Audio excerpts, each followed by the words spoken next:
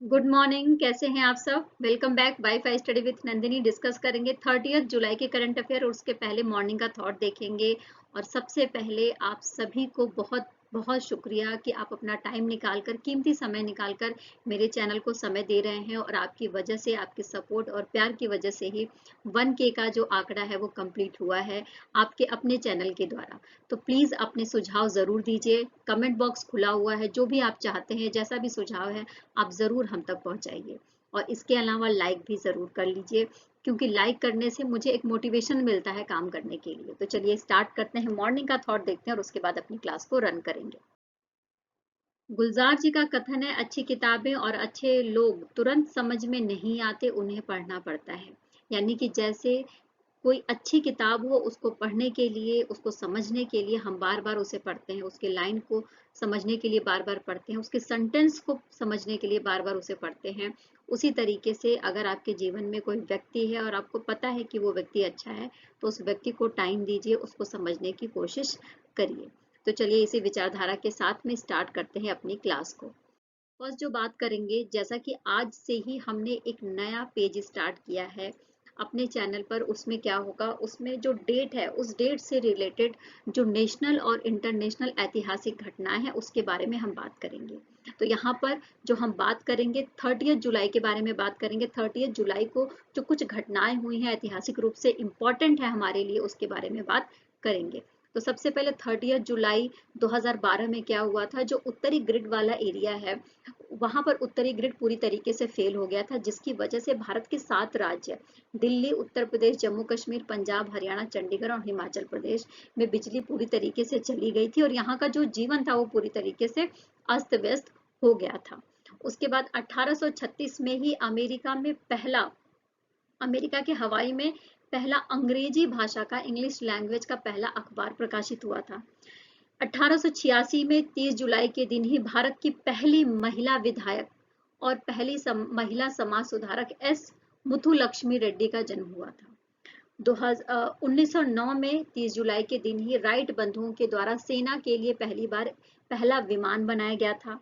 और 1942 में जब सेकेंड वर्ल्ड वॉर चल रहा था, द्वितीय विश्व युद्ध चल रहा था, तो उस समय जर्मन की सेना ने बेलारूस के मिन्स्क में जाकर 25,000 यहूदियों की हत्या करी थी, जो बहुत ही दर्दनाक घटना है और जिसको याद करते ही आप सबके रोंगटे खड़े हो जाएंगे। 25,000 यहूदियों की हत्या कर दी गई थी जर्मन की सेना के द्वारा बेलारूस के मिन्स्क में 1942 को, और 1942 के 30 जुलाई को ही। ओके, तो ये थोड़ा सा हिस्टोरिकल फैक्ट हो गया 30 जुलाई के बारे में। आइए फर्स्ट डे के बारे में बात करते हैं, जिसको अंतर्राष्ट्रीय मित्रता दिवस कहते हैं, यानी कि इंटरनेशनल फ्रेंडशिप डे कहते हैं, जो हर साल 30 जुलाई को मनाया जाता है। जैसा कि हम सबको बहुत अच्छे से पता है कि कोई भी इंटरनेशनल डे हम तब मनाते हैं जब हमें संयुक्त राष्ट्र महासभा की यूनाइटेड नेशन जनरल असेंबली की रिकमेंडेशन मिल जाती है। तो 2011 में ही हमें संयुक्त राष्ट्र महासभा की रिकमेंडेशन मिली थी और उसके द्वारा ही हर साल 30 जुलाई को अंतर्राष्ट्रीय मित्रता दिवस मनाया जाता है। साथ में मैं आपको बता दूं कि मित्रता दिवस इसलिए भी मनाने की बात कही गई थी संयुक्त राष्ट्र महासभा के द्वारा, क्योंकि पूरी दुनिया में आपको बहुत सारे रंग रूप के, धर्म के लोग मिल जाएंगे, नस्ल के लोग मिल जाएंगे। तो इनके बीच में दोस्ती की वजह से ही एक भाव और एक जो प्रेम क्रिएट होगा, उसको बढ़ाने के लिए, दोस्ती के रिश्ते को बढ़ाने के लिए ये दिन मनाने की घोषणा करी गई थी संयुक्त राष्ट्र महासभा के द्वारा 2011 में। ओके, और साथ में पहली बार ये जो विचारधारा है कि मित्रता दिवस यानी फ्रेंडशिप डे होना चाहिए, इंटरनेशनल फ्रेंडशिप डे होना चाहिए, ये किसके दिमाग में आया था। तो ये दिमाग में आया था पराग्वे के डॉक्टर रेमन आर्टेमियो ब्राचो थे। इन्होंने पहली बार 1958 में फ्रेंडशिप डे का विचार पेश किया था। तो आई होप कि आपने अच्छे से बात को समझ लिया होगा, क्योंकि 2012 से ही हम इंटरनेशनल फ्रेंडशिप डे मना रहे हैं 30 जुलाई को हर साल। ओके,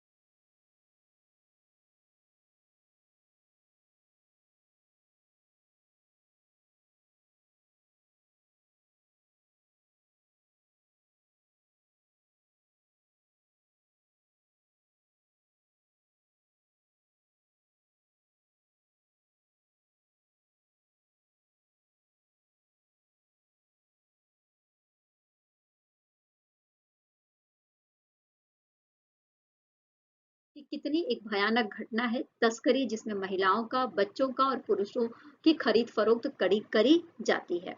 और 2013 में आधिकारिक तौर पर संयुक्त राष्ट्र महासभा ने एक प्रस्ताव पारित किया और उसके बाद से ही हम 2014 से 30 जुलाई को हर साल व्यक्तियों की तस्करी के खिलाफ विश्व दिवस मनाते हैं, जिसकी वजह से इन लोगों के जो पीड़ा है उसको समझा जा सके और लोगों के बीच में पूरी दुनिया में जागरूकता फैलाई जा सके तस्करी के खिलाफ या दास प्रथा के खिलाफ। ओके, आइए नेक्स्ट बात करते हैं। ये कौन है? तो ये नवीन पटनायक हैं, उड़ीसा के मुख्यमंत्री हैं।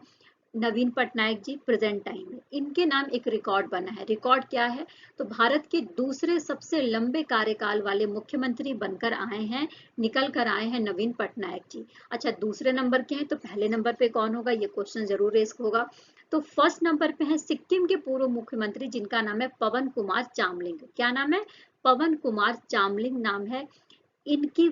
इन ये जो है फर्स्ट नंबर पे है, सेकंड नंबर पे है नवीन पटनायक जी, और थर्ड नंबर पे कौन है? तो पश्चिम बंगाल के पूर्व मुख्यमंत्री ज्योति बसु जी हैं, जो थर्ड नंबर पे हैं।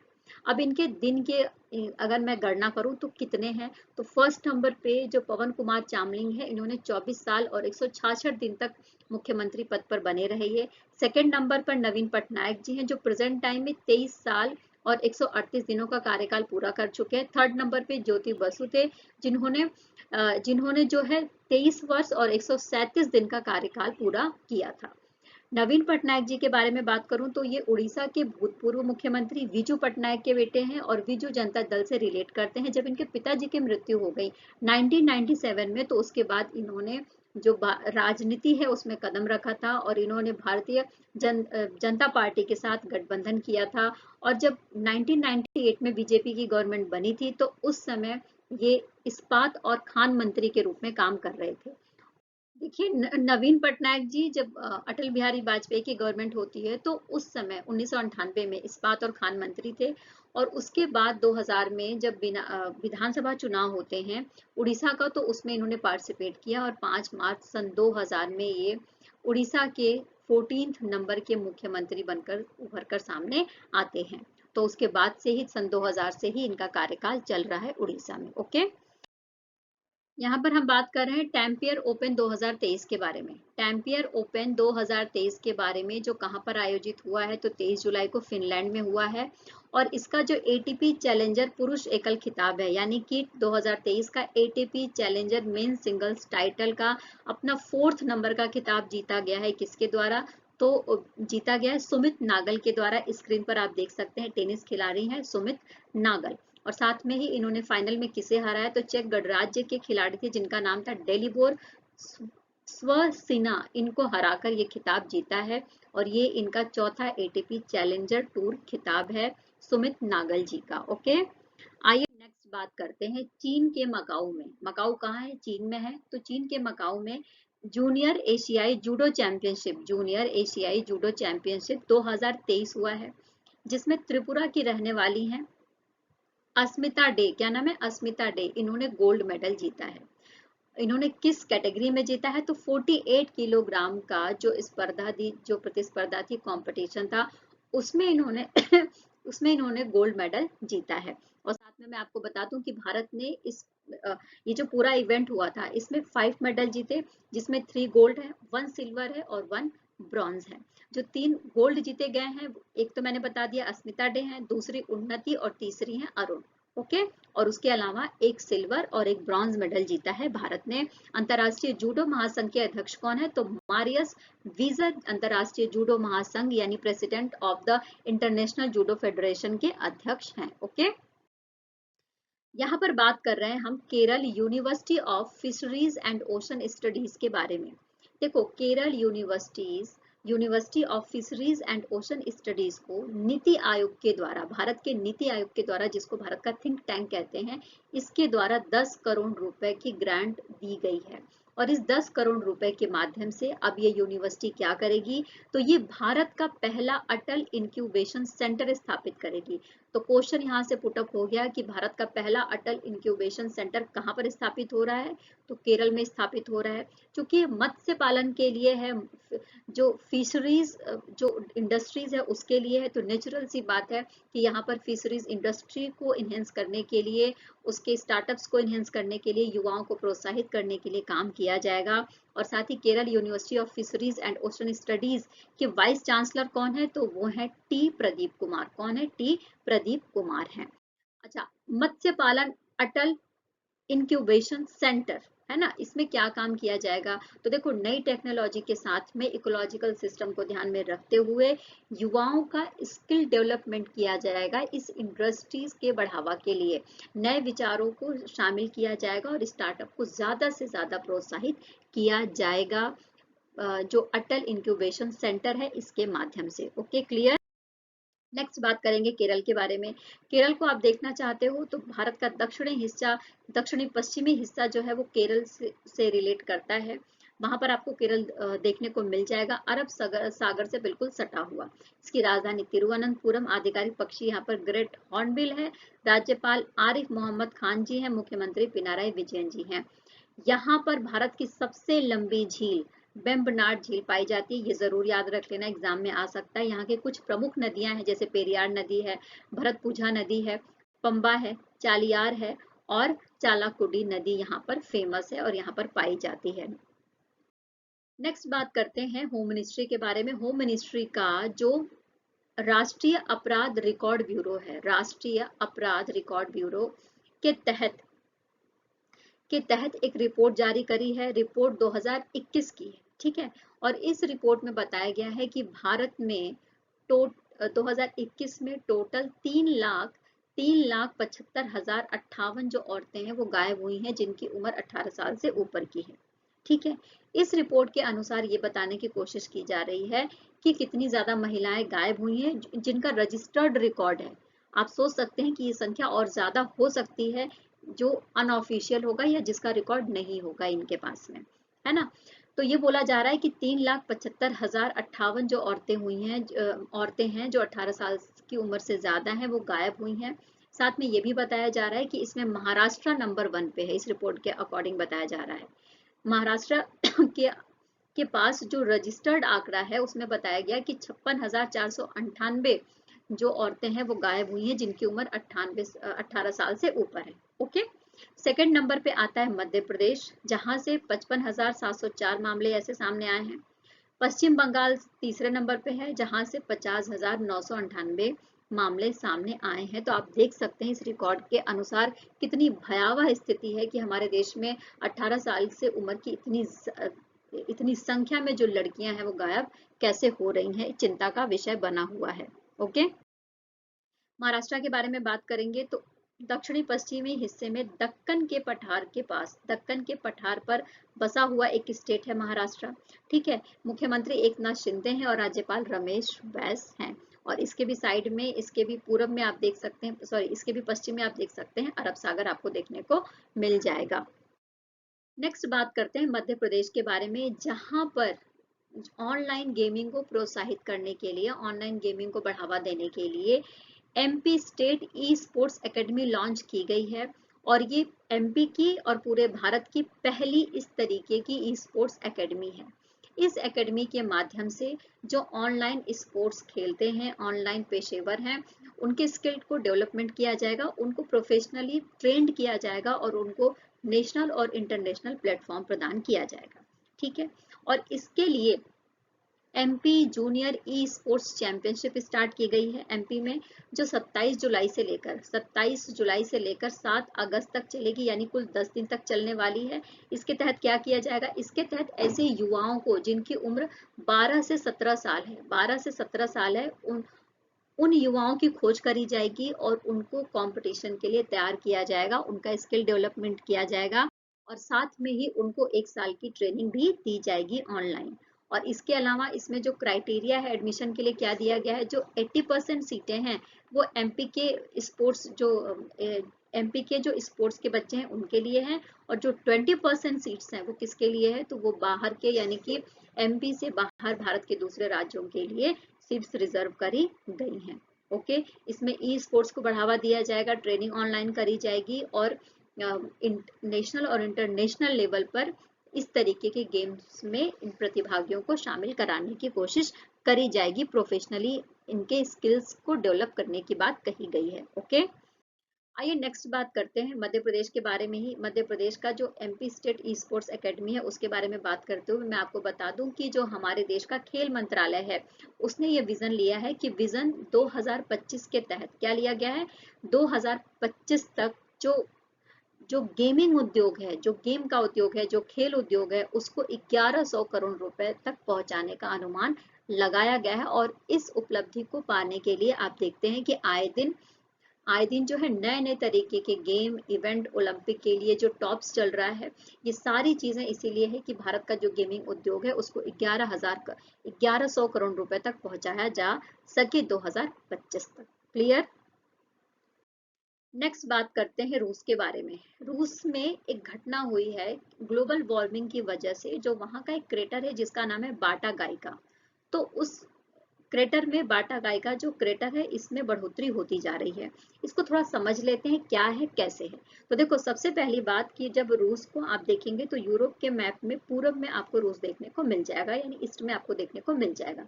यहाँ पर साइबेरिया वाला इलाका है। साइबेरिया में जो टैगा प्रदेश है वहां पर जो टैगा वाला प्रदेश है वहां पर दुनिया का सबसे बड़ा परमाफ्रास्ट क्रेटर, दुनिया का सबसे बड़ा परमाफ्रास्ट क्रेटर जिसका नाम है बाटा गाइका, वो पाया जाता है। आप स्क्रीन पर देख सकते हैं ये बाटा गाइका है, एक तरीका का क्रेटर है। क्रेटर का मतलब एक तरीके का गड्ढा है। और इसकी अगर आप अगर आप एरिया देखोगे तो 1 किलोमीटर के एरिया में फैला हुआ है। ये कहा जा रहा है कि ये हर साल 10 मीटर तक इसका जो एरिया है ये बढ़ रहा है। ठीक है, 10 मीटर तक इसका जो एरिया है वो क्या हो रहा है, बढ़ रहा है। इसके पीछे का रीजन क्या है, इसके पीछे का रीजन ये है कि ये बर्फ से ढका हुआ है। ठीक है, अब इस बर्फ में मिट्टी भी है, रेत भी है, चट्टानी जो कण है वो भी हैं, और उनके नीचे पाया जाता है कार्बन। तो जब ये बर्फ पिघलती है तो जो हरित जो गैसें हैं, जो वार्मिंग जो ग्लोबल वार्मिंग को बढ़ाने के लिए जिम्मेदार गैसें होती हैं वो रिलीज होती हैं। ठीक है, तो इस गैस के निकलने की वजह से ही जो रसिया का टेम्परेचर है, जो ग्लोबल वार्मिंग का स्तर है, वो पूरी दुनिया की अपेक्षा 2.5 गुना तेज रहता है। यानी 2.5 गुना तेज का मतलब आप समझ सकते हैं कि कितनी ज्यादा ग्लोबल वार्मिंग की स्थिति वहां पर पाई जाती है। तो इस तरीके से हम समझ सकते हैं बाटा गाई का क्रेटर की जो बढ़ोतरी हो रही है उसके एरिया में जो डेवलपमेंट हो रहा है उसके बारे में।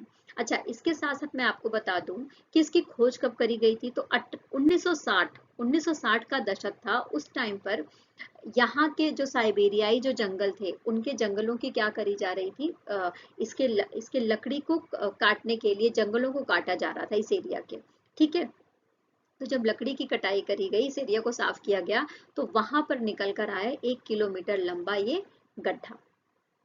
इसको अंडरवर्ल्ड का प्रवेश द्वार भी कहते हैं, और साथ में ही इसको अंडरवर्ल्ड का प्रवेश द्वार कहने के साथ साथ में इसको मेगा स्लम भी कहते हैं। क्या कहते हैं, मेगा स्लम भी कहते हैं, और इसको अंडरवर्ल्ड का प्रवेश द्वार भी कहते हैं। तो आई होप कि आपने सारी बात अच्छे से समझ ली होगी। अच्छा देखो, परमाफ्रॉस्ट क्रेटर क्या होता है। तो परमाफ्रॉस्ट क्रेटर के बारे में अगर मैं बात करूं तो ऐसी जमीन जो 2 साल तक, कितने साल तक, 2 साल तक 0 डिग्री टेम्परेचर या उससे नीचे तक जमी होती है। यानी कि यहाँ का टेम्परेचर 0 डिग्री होगा या उससे नीचे का होगा, और ये पूरा एरिया जमा होगा, और इसमें मिट्टी, चट्टान और रेत के मिश्रण से ये जो है एरिया बना होगा। और इसमें नीचे कार्बनिक जो कार्बन होते हैं वो पदार्थ होते हैं, जिसकी वजह से जब जब ये पिघलती है, यहाँ की जो बर्फ जब पिघलती है तो ग्रीन हाउस गैसें रिलीज करती है, जिसकी वजह से ही आप देख सकते हैं कि जो बाटा गाइका है, जो परमाफ्रॉस्ट टाइप का एक क्रेटर है, उसका जो एरिया है वो दिन प्रतिदिन बढ़ रहा है, और हर साल 10 मीटर तक बढ़ रहा है। ऐसा विचार रखा गया है भूवैज्ञानिकों के द्वारा। ओके, तो इस सेशन में इतना ही दोस्तों। आई होप कि आपको सारी बातें अच्छे से समझ में आई होंगी। आपने सेशन को एंजॉय किया होगा, तो प्लीज चैनल पर बने रहिए। लाइक करना मत भूलिए, लाइक करना मेरे लिए अनमोल है, आप इतना समझ लीजिए। और चैनल पर बने रहिए और साथ में शेयर भी करते रहिए। फिर कल मिलेंगे नए न्यूज के साथ में, नए खबरों के साथ में, नए विचारों के साथ में। Take care, bye bye. खूब खुश रहिए, खूब मेहनत करते रहिए और जीवन में आगे बढ़ते रहिए। पॉजिटिव एटीट्यूड के साथ तो ज़रूर रहिए। Take care, bye bye.